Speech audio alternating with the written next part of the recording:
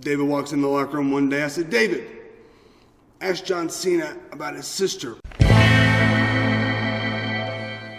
Hello everyone, Nick Dinsmore, Eugene here on Wrestling Stories. And we got a question from someone with a clever username of insert name here.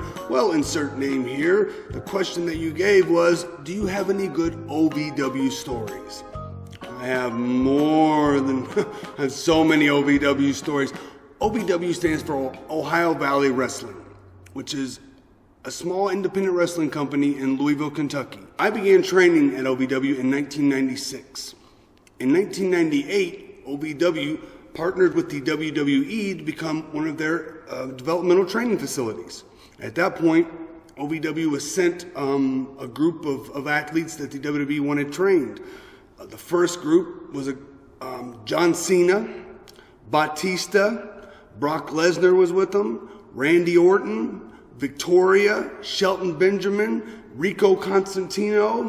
I hope I'm not missing anybody, but I mean, can you imagine it? That group right there, all of a sudden was in Louisville to be trained, and at that time I had 3 years experience, so I became a coach slash wrestler. I would work with them in training, teaching them all the new moves. Then at the shows, we would work on these, what we learned in practice in front of a live audience. It's at this point, John Cena and I became pretty good friends when he was in Louisville, and we referred to this time in our career as Camelot. The reason being is you were sleeping in your own bed every night. The longest drive was about 2 hours.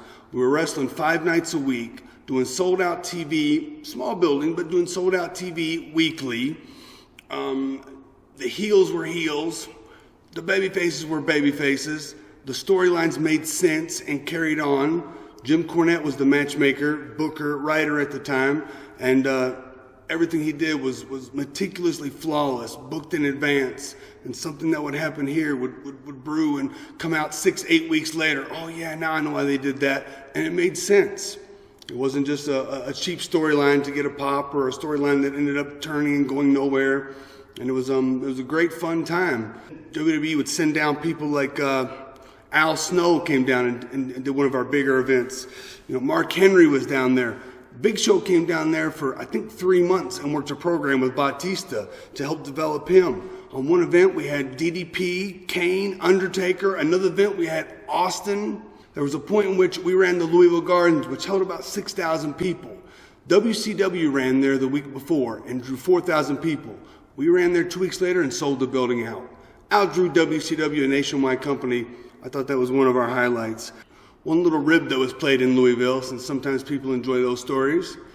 David Flair, the son of Ric Flair, was in Louisville. David walks in the locker room one day. I said, David, ask John Cena about his sister. She just won a piano recital. So David, being David, walks over. Hey, John, I heard your sister won a piano recital. That's awesome. John Cena gets up angry, throws his Gatorade ball across the room, yells some profanities at him, and storms out the room. Right before he leaves, he goes, David, my sister doesn't have any hands, and walks out the room. And David's like, That was a joke that we played on certain people. Well, there you go. I hope you liked it. Be sure and subscribe to the Nick Dinsmore channel so you can get all the newest updates. Share this video.